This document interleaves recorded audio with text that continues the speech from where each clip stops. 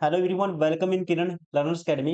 इस वीडियो में सोल्व करेंगे सेट नंबर 11 का जो भी पार्ट बनता है इसका जनरल नॉलेज करंट अफेयर्स जो भी क्वेश्चन आए थे सेट नंबर 11 में वो सारे क्वेश्चन रहने वाले हैं इस क्लास में। क्वेश्चन नंबर 1 टू 50 तक टोटल 100 क्वेश्चन होते हैं कांस्टेबल दिल्ली पुलिस कांस्टेबल में। इसको हम 4 पार्ट में कवर करते हैं। प्रीवियस क्वेश्चन है सारे 45 क्वेश्चन की ये सीरीज है।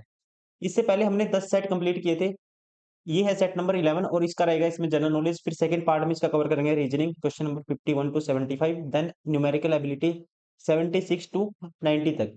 उसके बाद लास्ट पार्ट में पार्ट नंबर 4 में कवर करेंगे इसका कंप्यूटर। तो चलिए स्टार्ट करते हैं set number 11 general knowledge 17/11/2023 shift number second. Question number 1, किस विदेशी शक्ति ने भारतीय काली मिर्च के व्यापार को शाही एकाधिकार बना दिया? तो आप ध्यान रखेंगे सबसे पहले पुर्तगाली व्यापार के लिए समुद्री मार्ग से सबसे पहले भारत आए थे और सबसे अंत में भारत से गए थे माना जाता है। यूरोप में काली मिर्च और अन्य मसालों के व्यापार को नियंत्रित नियंत्रित कंट्रोल करके पुर्तगालियों का काली मिर्च के व्यापार पर एकाधिकार था। और ध्यान रखेंगे सबसे पहले कौन आया था? वास्को डी गामा आया था 1498 में। राइट आंसर होगा ऑप्शन थर्ड, पुर्तगाली। पुर्तगाली विदेशी शक्ति ने भारतीय काली मिर्च के व्यापार को शाही एकाधिकार बना दिया गया था, किया कह सकते हैं बना दिया था। राइट आंसर होगा ऑप्शन थर्ड, ध्यान रखेंगे आप। क्वेश्चन नंबर 2, भारतीय संविधान का भाग 19 निम्नलिखित में से किससे संबंधित है? यहाँ पे इसका राइट आंसर होगा अकॉर्डिंग टू कह सकते हैं मिसलेनियस। क्योंकि ध्यान रखेंगे भारतीय संविधान का जो भाग 19 है अनुच्छेद 361 से लेके 367 के तहत कई अलग अलग मामलों से संबंधित है, जिसे कहेंगे विविध। इसमें विविध प्रावधान शामिल हैं, जैसे कि राष्ट्रपति और राज्यपाल की सुरक्षा। ठीक है, बहुत सारे ऐसे इसमें मिसलेनियस जो सब्जेक्ट है वो आते हैं। According to option right answer करेंगे ऑप्शन थर्ड। किससे संबंधित है? मिसलेनियस, या हिंदी में कह सकते हैं विविध प्रावधानों से। Option third. क्वेश्चन नंबर 3, प्रसिद्ध नृत्य व्यक्तित्व राजर्षि भाग्यचंद्र को निम्न में से किस अन्य नाम से भी जाना जाता है? आप ध्यान रखेंगे व्यक्तित्व जिनका नाम है राजर्षि भाग्यचंद्र, इनको मणिपुर रासलीला नृत्य की खोज के लिए इनको जाना जाता है और इन्हीं का दूसरा नाम था Nithango Chingthang Khomba. Right answer of option third. ठीक है, रासलीला नृत्य की खोज के लिए इनको जाना जाता है मणिपुरी रासलीला राजलीला नृत्य की खोज के लिए इनको जाना जाता है और इन्हीं का दूसरा नाम था, यही पूछा गया अन्य नाम क्या था इनका? अन्य नाम था निंगथो चिंगथांग खोम्बा। क्वेश्चन नंबर 4, भारतीय संविधान के अनुच्छेद 32 के तहत कितने रिट प्रत्याभूत है? प्रत्याभूत मतलब कि गारंटीड। भारतीय संविधान के ध्यान रखिए दोस्तों, भारतीय संविधान के अनुच्छेद 32 के तहत जो 5 रीट है ये क्या है? प्रत्याभूत है, गारंटीड है। जैसे कि प्रत्यक्षीकरण, परमादेश, निषेध, उत्प्रेषण और अधिकार परीक्षा। Right answer of option first.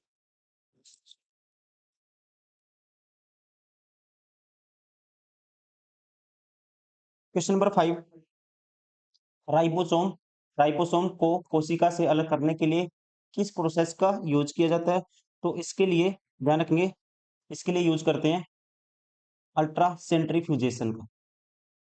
Ribosome दोनों में पाए जाते हैं, जैसे यूरोकैरियोटिक और प्रोकैरियोटिक दोनों में पाए जाते हैं। दोनों दोनों की 2 सेल में या कह सकते हैं दोनों की 2 कोशिकाओं में पाए जाते हैं। तो इसके लिए यूज करते हैं अलग करने के लिए, कोशिका से अलग करने के लिए यूज किया जाता है प्रोसेस है that is called ultra centrifugation fugation. Option third. Question number 6, poverty and un British rule in India शीर्षक पुस्तक के लेखक कौन है? मोस्ट फेमस पुस्तक है दोस्तों, किसकी है पता ही होगा, क्वेश्चन कई बार पूछा जाता है हर एग्जाम में इसको। दादा भाई नारोजी। राइट आंसर होगा ऑप्शन फर्स्ट। और इन्हीं को ये भी ध्यान रखना है, इन्हीं को कहा जाता है, कई बार क्वेश्चन आता है grand old man of India, किनको कहा जाता है? दादा भाई नारोजी को। और इन्होंने कांग्रेस अधिवेशन में 3 बार अध्यक्षता करी थी कांग्रेस अधिवेशन की। एक तो की थी इन्होंने 1886 में, कई बार पूछ लेता है, कोलकाता में। ये ध्यान रखना आपको। उसके अलावा 1893 में लाहौर अधिवेशन में, और उसके अलावा ध्यान रखेंगे 1893 में कोलकाता अधिवेशन में।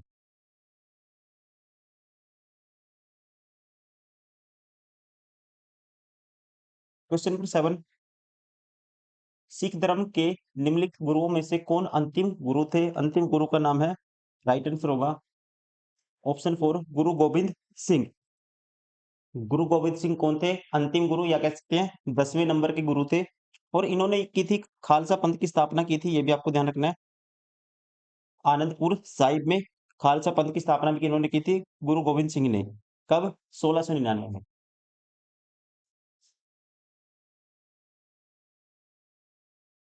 क्वेश्चन नंबर 8, निम्नलिखित में से किसे 1997 में संगीत के लिए जापान आर्ट एसोसिएशन का प्रीमियम इंपीरियल पुरस्कार मिला? तो ये पुरस्कार दिया गया था, राइट आंसर होगा इसका ऑप्शन 3 पंडित रविशंकर को।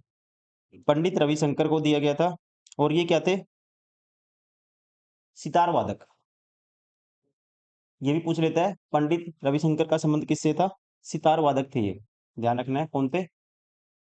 सितार वादक। क्वेश्चन नंबर 9, वर्ष 2017 में निम्न में से किस देश ने अंडर 17 फुटबॉल विश्व कप की मेजबानी की थी? इसका तो राइट आंसर है ऑप्शन 3 भारत ने की थी। लेकिन आपको याद रखना है 2024, 2024 में दोस्तों पुरुषों का, सॉरी, मेंस का अंडर 17 वर्ल्ड कप नहीं हुआ है, वुमेन का हुआ है। वुमेन का अंडर 17 वर्ल्ड कप हुआ है, ये आपको ध्यान रखना है। FIFA FIFA under under 17 women world cup, ये हुआ था डोमिनिकन, वुमेन का लिख देता हूँ, वुमेन, ये आपको ध्यान रखना। ये हुआ है डोमिनिकन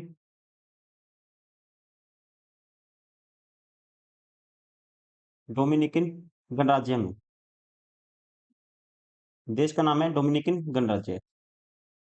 और 2025 का ये 2000, अभी नेक्स्ट आप मैन का ध्यान रखेंगे, 2025 से लेके 2029 तक फीफा अंडर 17 वर्ल्ड कप के लिए मेजबानी के लिए चुना गया है कतर को। अगले 5 सालों के लिए 25 से 29 तक चुना गया है कतर को। किसके लिए? FIFA under 17 man world cup के लिए, ये आप ध्यान रखेंगे। 17 में की थी भारत ने।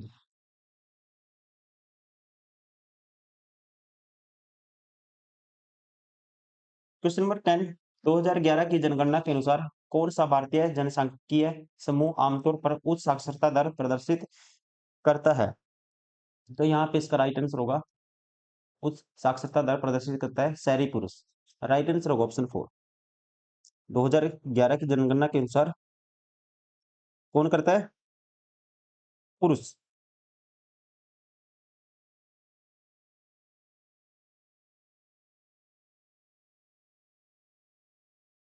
अगर परसेंटेज पूछे तो ये भी आपको ध्यान रखना है, 88.03%।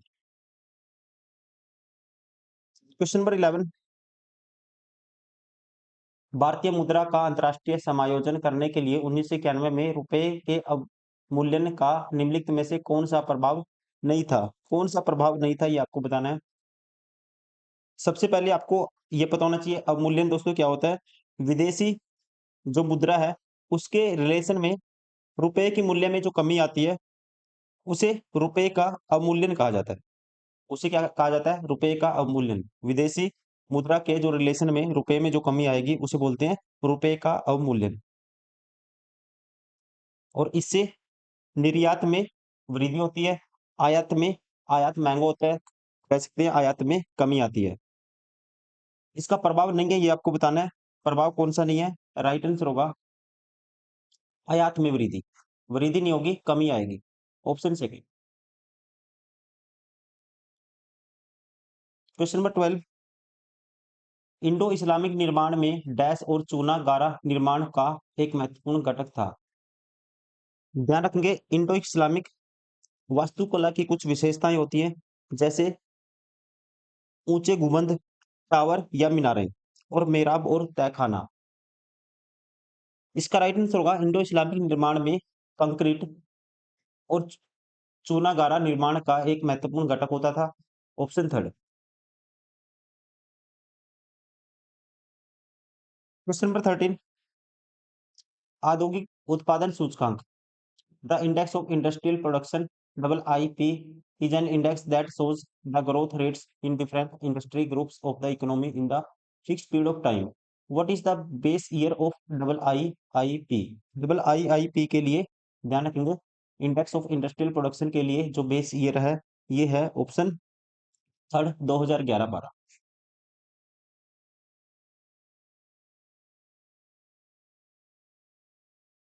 क्वेश्चन नंबर 14, प्राचीन भारत में गौतमीपुत्र सातकर्णी द्वारा दक्कन में निम्नलिखित में से किस राजवंश को शक्ति प्रदान की गई थी? तो यहाँ पे इसका राइट आंसर होगा, ध्यान रखना आपको, ऑप्शन थर्ड, ये की गई थी सातवाहन वंश को।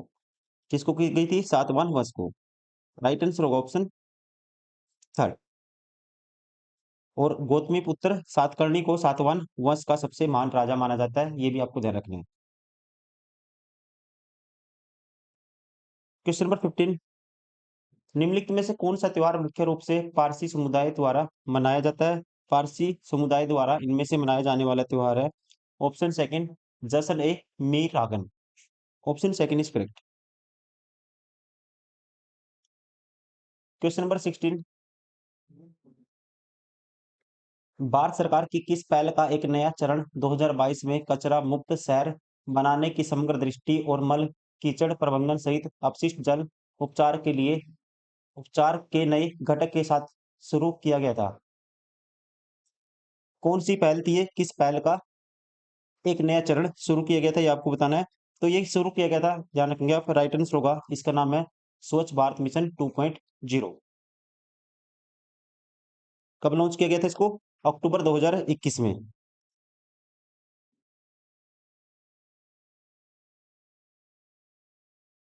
क्वेश्चन नंबर 17, निम्नलिखित में से किसके कारण सुनामी लहरें आती है? सुनामी लहरें आने का कारण है, राइट आंसर होगा ऑप्शन फर्स्ट, पृथ्वी का आंतरिक भाग। सुनामी क्या है ये भी पूछ लेते हैं क्वेश्चन, एक जापानी शब्द है, ठीक है, जिसका मतलब है हार्बर तरंगे। जापानी में इसका मतलब होता है हार्बर तरंगे, जो किसकी वजह से होता है? समुद्र के नीचे भूकंप के कारण होता है, ऑप्शन फर्स्ट।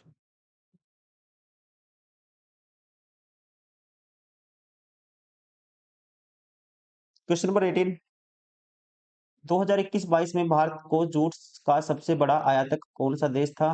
ठीक है, 2021-22 भारत में जूट का सबसे बड़ा आयातक देश था, राइट आंसर होगा ऑप्शन सेकंड यूएसए। अगर ये क्वेश्चन अभी पूछता है 2025 में, तब भी आपको ध्यान रखना है, तब भी कौन है? यूएसए।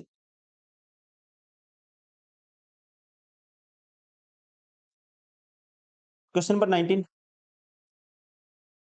एलोरा की गुफाएं कहाँ स्थित हैं? एलोरा की गुफाएं, ध्यान रखेंगे, कहाँ पे स्थित है? मोस्ट फेमस क्वेश्चन, महाराष्ट्र के औरंगाबाद में। Option second is correct. पूछेगा कितनी गुफाएं हैं यहाँ पे? 34 गुफाओं का एक ग्रुप है, जिसमें से 17 ब्राह्मणवादी, 12 बौद्ध और 5 जैन गुफाएं हैं। और 1983 में इसको यूनेस्को में शामिल किया गया था, ये भी आपको ध्यान रखना है। क्वेश्चन नंबर 20, विजाल्य और उरैयूर के प्राचीन मुख्यतः चोलों के परिवार से थे, ने 19वीं शताब्दी के मध्य में मुत्तरैयार से डेल्टा पर कब्जा कर लिया और डैश शहर का निर्माण किया। तो इन्होंने किया था, राइट आंसर होगा ऑप्शन फर्स्ट, तंजावुर का। ध्यान रखेंगे आप, विजाल्य और उरैयूर के प्राचीन मुख्य चोलों के परिवार से थे। किसके परिवार से थे? चोलों के परिवार से थे। 19वीं शताब्दी के मध्य में मुत्तरैयार से डेल्टा पर कब्जा कर लिया और तंजावुर शहर का निर्माण किया, ऑप्शन फर्स्ट।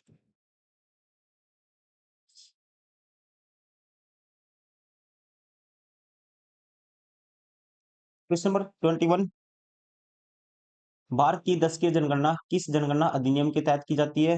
भारत की जो दशकीय जनगणना सेंसस की जाती है, दशकीय जनगणना की जाती है, ये की जाती है अधिनियम, राइट आंसर होगा ऑप्शन फर्स्ट, जनगणना अधिनियम 1948 के तहत। ठीक है, 1948 के तहत है। पूछेगा पहली नियमित जनगणना कब हुई थी? आपको ध्यान रखना है, पहली सिस्टमैटिक जो सेंसस हुई थी जनगणना 1881 में हुई थी। पूछे पहली जनगणना कब हुई थी, फिर हुई थी 1872 में, ये भी आपको ध्यान रखना है। क्वेश्चन नंबर 22, लोकप्रिय लोक नृत्य लावणी में निम्नलिखित में से किस ताल वाद्य यंत्र का प्रयोग किया जाता है? लावणी में किया जाता है, राइट आंसर होगा यहाँ पे इसका ऑप्शन फर्स्ट ढोलक का। किसका यूज किया जाता है? ढोलक का यूज किया जाता है, या कहते हैं ढोलकी का यूज किया जाता है। और कहाँ पे लावणी नृत्य कहाँ का है, कहाँ पे फेमस है, ये भी आपको ध्यान रखना है, महाराष्ट्र में, महाराष्ट्र।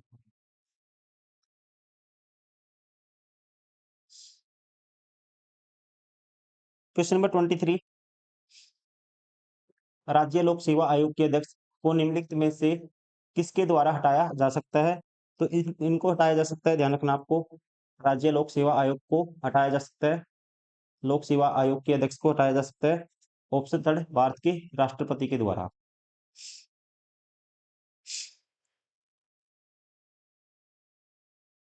क्वेश्चन नंबर 24, नवंबर 2022 तक भारतीय इतिहास में निम्नलिखित में से किस अवधि में राजपथ, जिसे अब तक कर्तव्य पथ कहा जाता है, गणतंत्र दिवस परेड नहीं किया गया था? तो यहाँ पे इसका राइट आंसर होगा, ये नहीं किया गया था, ऑप्शन फर्स्ट 1950 और 54। ठीक है, 1950 और 54 तक गणतंत्र दिवस परेड का स्थल Lal Qila, national stadium, Kings वे कैंप और रामलीला मैदान था।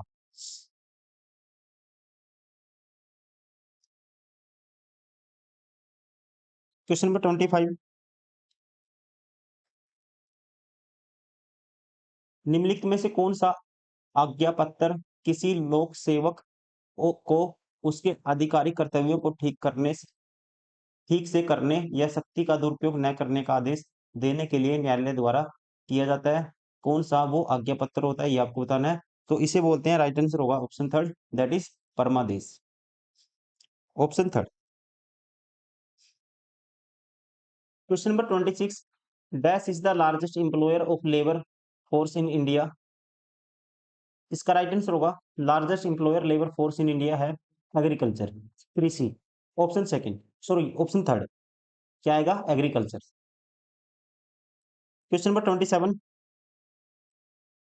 पवित्र शहर वाराणसी की पृष्ठभूमि में रचित काशी का 80 के रचनाकार, काशी का 80, इसके रचनाकार डैश है, इसके रचनाकार कौन है, ये आपको बताना है।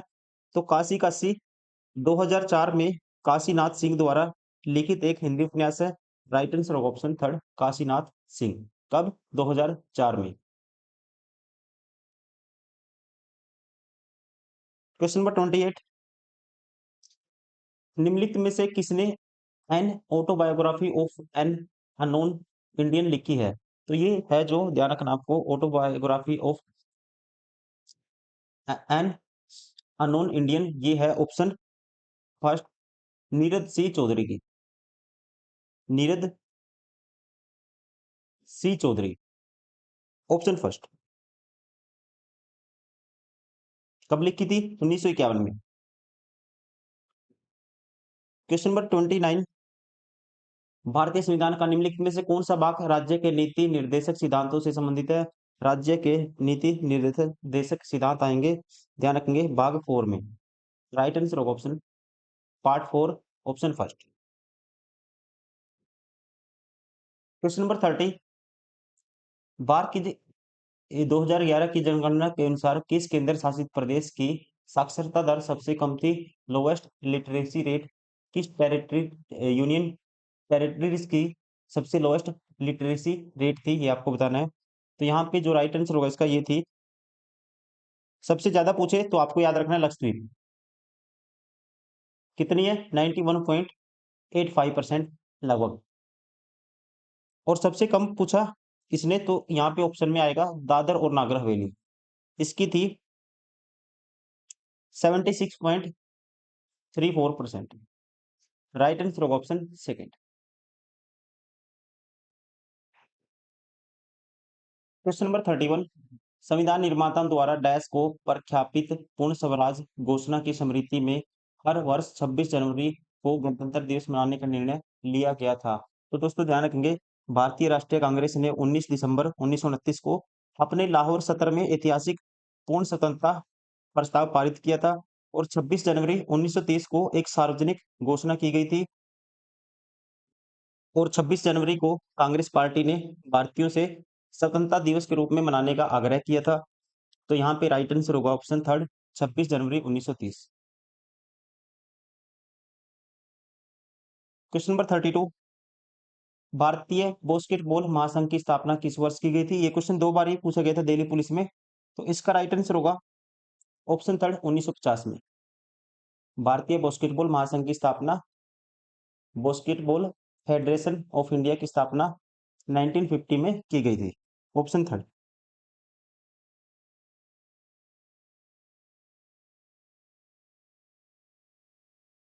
क्वेश्चन नंबर 33, निम्नलिखित भारतीय मौसमों को उनकी फसलों के साथ सही सुमेलित कीजिए। सही सुमेलित कीजिए। अब देखिए, खरीफ में क्या आता है? खरीफ में चावल आता है। रबी में दोस्तों गेहूं आता है और जायद की फसल में क्या आएगा? चारा आएगा। मतलब पहले का तो है तीसरा, पहले का सी है, ये दोनों ऑप्शन बार हो गए। दूसरे का बी है, तो ये भी ऑप्शन बार हो गया। Right answer option first. Question number 34, dash काल के दौरान राजाओं के पास राजधानी, महल या नियमित सेना नहीं थी, न ही वे कर एकत्र करते थे। तो ये काल था, राइट आंसर ऑप्शन सेकंड, ऋग्वैदिक काल।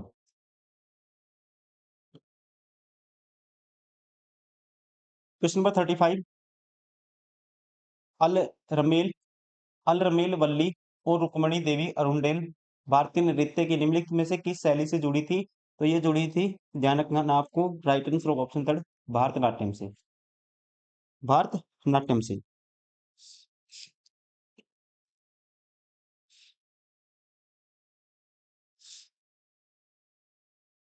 क्वेश्चन नंबर 36,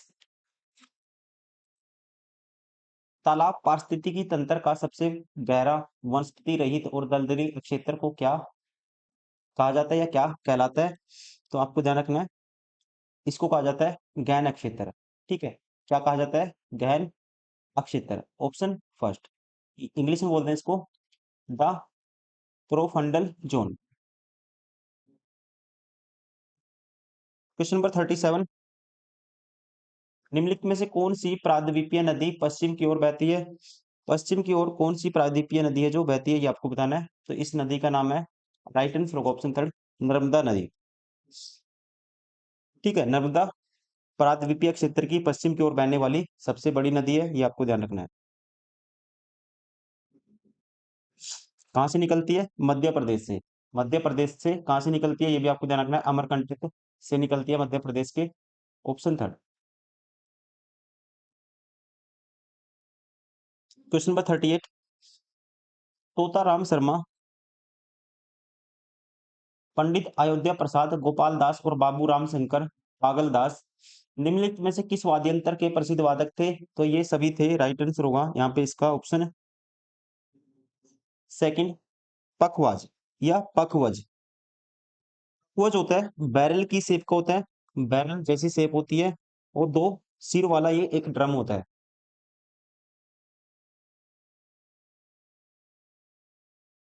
क्वेश्चन नंबर 39, उपराष्ट्रपति पद के लिए नामांकन दाखिल करने हेतु उम्मीदवार को कम से कम डैश निर्वाचकों द्वारा प्रस्तावित किया जाना चाहिए। तो यहाँ पे दोस्तों राइट आंसर होगा according to article 66, option third 20। 20 निर्वाचकों द्वारा प्रस्तावित किया जाना चाहिए कम से कम।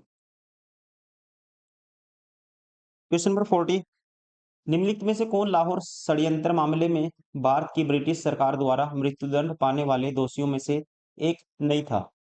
निम्नलिखित में से कौन लाहौर षड्यंत्र मामले में भारत की ब्रिटिश सरकार द्वारा मृत्युदंड पाने वाले दोषियों में से एक नहीं था, ये आपको बताना है। देखिए, शिवराम राजगुरु थे, सुखदेव थापर थे, भगत सिंह भी थे, उधम सिंह नहीं था। राइट आंसर होगा ऑप्शन फर्स्ट।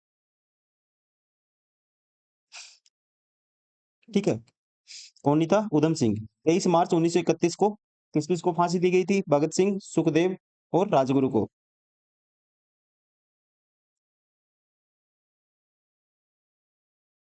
क्वेश्चन नंबर 41,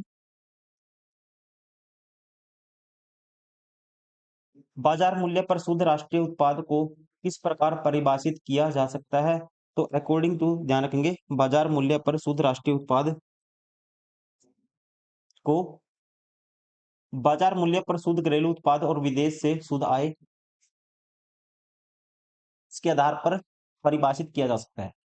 मतलब net domestic product at market price plus net income from the abroad. Question number 42, Bharat में थियोसॉफिकल सोसाइटी के आंदोलन को किसने लोकप्रिय बनाया?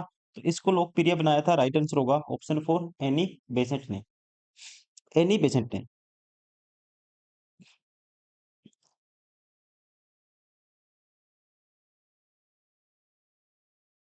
क्वेश्चन नंबर 43, भारत ने ओलंपिक में हॉकी में अपना आखिरी स्वर्ण पदक कब जीता था?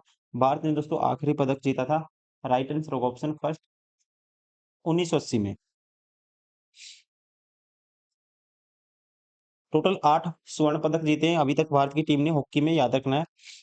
पहला पूछता है तो 1928, फिर उसके बाद 32, फिर उसके बाद 36, उसके बाद 1948, उसके बाद 52, उसके बाद 56 और उसके बाद 64 और फिर 80 में स्वर्ण पदक। क्वेश्चन नंबर 44, निम्नलिखित में से कौन सा राजकोषीय सुधारों के अंतर्गत शामिल नहीं किया जाता? ठीक है, राजकोषीय सुधारों के अंदर कौन सा शामिल नहीं किया जाता, ये आपको बताना है। कराधान सुधार शामिल किया जाता है, सार्वजनिक व्यय सुधार भी शामिल किया जाता है, सार्वजनिक ऋण पर नियंत्रण भी शामिल किया जाता है, ब्याज दर में बदलाव इसको शामिल नहीं किया जाता, राइट आंसर होगा ऑप्शन 4।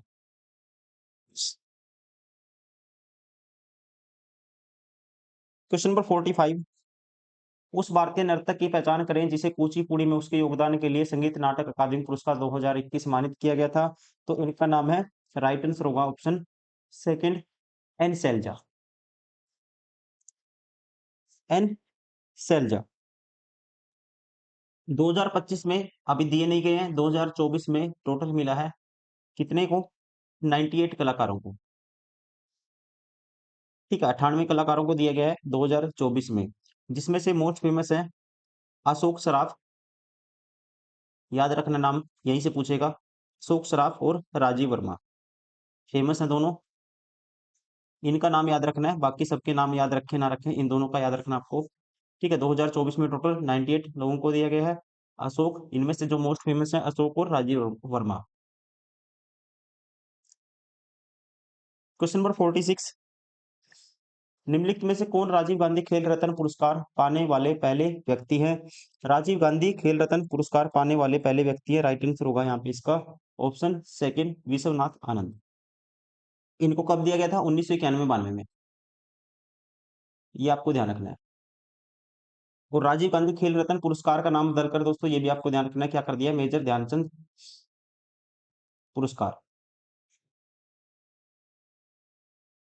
क्वेश्चन नंबर 47, एक बेकिंग करने वाले विद्यार्थी ने केक बेक करना शुरू किया, कुछ देर बाद उसे पता चला कि उनका केक फूल नहीं रहा है और सख्त है। ऐसा इसलिए हुआ क्योंकि वह डैश घटक इंग्रेडिएंट डालना भूल गया था, वो डालना भूल गया था यहाँ पे ऑप्शन सेकंड, बेकिंग सोडा। ठीक है, वो बेकिंग सोडा मिलाना भूल गया था। Baking soda sodium hydrogen carbonate और टार्टेरिक एसिड, इनका मिश्रण होता है, जिससे जो बेकिंग सोडा है टार्टेरिक एसिड के साथ मिलकर रिएक्शन कर कर दोस्तों ये उसमें फुलाव ला देता है, गैस भर देता है। ठीक है, इससे क्या करता है, फूल जाता है, ये आपको ध्यान रखना है। ठीक है, सोडा इसका फॉर्मूला क्या होता है, सोडियम हाइड्रोजन कार्बोनेट का, जिसको बोलते हैं बेकिंग सोडा, इसका फॉर्मूला होता है NaHCO3, ये भी आपको ध्यान रखना है।